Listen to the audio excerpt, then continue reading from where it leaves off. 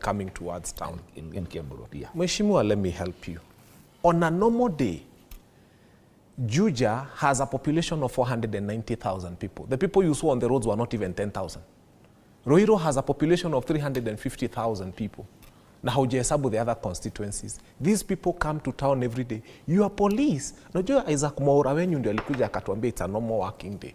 It's our These police. people, yes, it's the police of this UDA, because what they did, they came first. Look, that is the let me politics explain. Let me explain. Would you want to entertain that one? When we call our police, let's have this conversation. So if we go that dimension in Kenya, what Fanya Mambo is saying, I think we are losing the focus.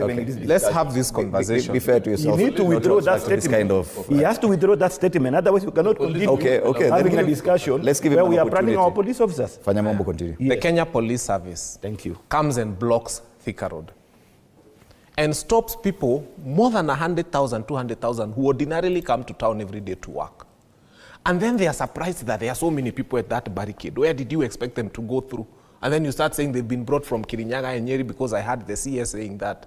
And you ask him, on a normal day, even right now, go to Thika Road. It is full. There is more than 490,000 people who live in Juja alone. There's another 350,000 people who live, no, that is Ruiru, about 350,000 who live in Juja. Those are some of the most populated constituencies we have in this country. So it was normal to have those people on Thika Road, and they'll always be there. You cannot take that away from that. They'll always be there. They always go to town. The reason why that barricade is because on their way to work, they found that place closed. Now, let's continue. Albert Ojwang dies, and people go on maandamano. Instead of us as a nation having a conversation on how we are going to have a bill, an anti-abductions bill, we are having a bill on how to regulate demonstrations that are as a result of abductions. Can you see where we are as a nation? That instead of us saying, wait a minute, Albert Ojwang has been abducted, he has been killed in a police cell or wherever, but in the hands of police. And now, instead of us thinking of what we are going to do as a country so that no other person dies in such circumstances, and come with a bill to regulate how you are arrested, how you are presented before court, how you will not be tortured, how we shall not be told you hit your head on a wall. We are having a bill to have a conversation about how people should not go to the streets, or how they should go to the streets after a person has died in the hands of police. So they are not intent on stopping people from dying in the hands of police. No. They are intent on making sure they control how you demonstrate after people have been killed in the hands of the police. That is where the irony is. But let us continue. Now, hii bill munashinda mkisema, it is very simple. We have 290 constituencies. My MP, KJ, just come to Dagoretti South with this bill for public participation. We will tell you what we think about it. Let each, hata we mheshimiwa, uende kwako na hii bill, ukute watu wako, uambie mnataka kwenda kupitisha hii bill parliament. What Kenyans will tell you, do it. It's very simple. Let's stop having a lot of English about this bill. It is very simple. I want you as an elected member of parliament, the whole 290 of you, to go with that bill to a hall, because you have to do public participation in all the 290 constituencies. Go and tell them that we have looked as a country, tumeona shida si kuua Albert Ojwang, so we are not coming up with a bill around abductions. We've decided that the problem is how you are demonstrating. We want to come up with a bill around how we protect those people, those things that we think are important. You want to protect State House from us, and you're renovating it with our money. I mean, let's be serious. That's a public place. If you look at how demonstrations happen in the US, some people even go with tents and they decide, you know, a demonstration is supposed to cause public disturbance, not destruction, but disturbance. It's supposed to make the government feel that there's a problem. People in the US go sometimes with tents and they put right outside near the White House and they sleep in them. And a responsible police force does not come beating them. They don't destroy businesses. By the way, since independence, this is the first time that we are seeing people wielding weapons in demonstrations. We have never allowed, all the time we used to see people with stones. No, wait, I allowed them. We used to see people with stones because they would throw the stone and hide, and then you wouldn't even. But right now, someone permanently leaves home with a very big stick, others with pangas and rungus, and we saw them. And they are verily walking on the streets and nobody is having a conversation about it. Let us first agree that these demonstrations became a problem when we first allowed armed people into them.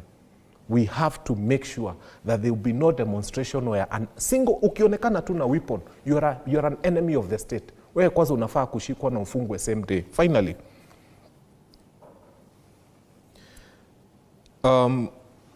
Yes, the Nyandarua and the Kikuyu. Let me make it very interesting for you. You know, I come from Dagoretti South constituency. And so I can see Kengongo police station, which was banned. It is just there.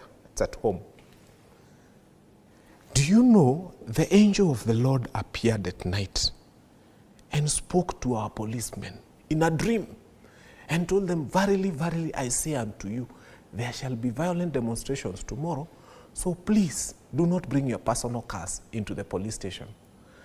All our policemen where we live, by the safest place, they usually drive, you know, God has blessed them. One has a Fielder, one has an NZD, one has an Axio. They always park them at the police station.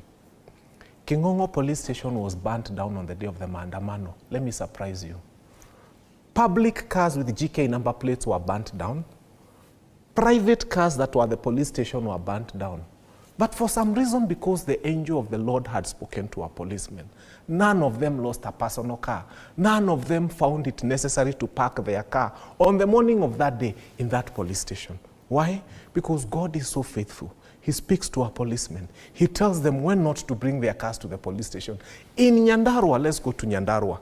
I can tell you the same angel appeared before everybody who parks their car at the county assembly of Nyandarua. And I can tell you in the Muli, there was no single car that is private that was lost in Nyandarua. In the Muli, we have to speak these truths. That we lost a lot of public property. Fanya Mambo, allow him to finish. What's the point? No, the point is, Let him drive his point. The point is, when we are having these conversations, why aren't we seeing a county officer who ordinarily parks there every other day? And the people in Nyandarua are asking me these questions. Watu wanafanyanga kwa county, they always park here. But conveniently on the day of the Maandamano, something magical happened. The only cars we lost were public cars. Are you suggesting that they had prior information? No, I'm just saying the angel spoke to them. Now, finally, kabisa. Okay, we need to give Bwana Sosiona. Our good leader of majority came to, no, there are many. Our good leader of majority comes to parliament. He comes to parliament and tells us that goons had been sent to attack his father, a 105-year-old. By the way, I condemn whoever sent those goons.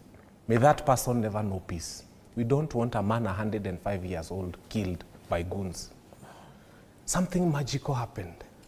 The police were able to stop that. But within the same constituency, they were not able to stop the goons from burning the court and the police station, where those policemen work. So when it is personal to someone who is important, the police are able to stop it.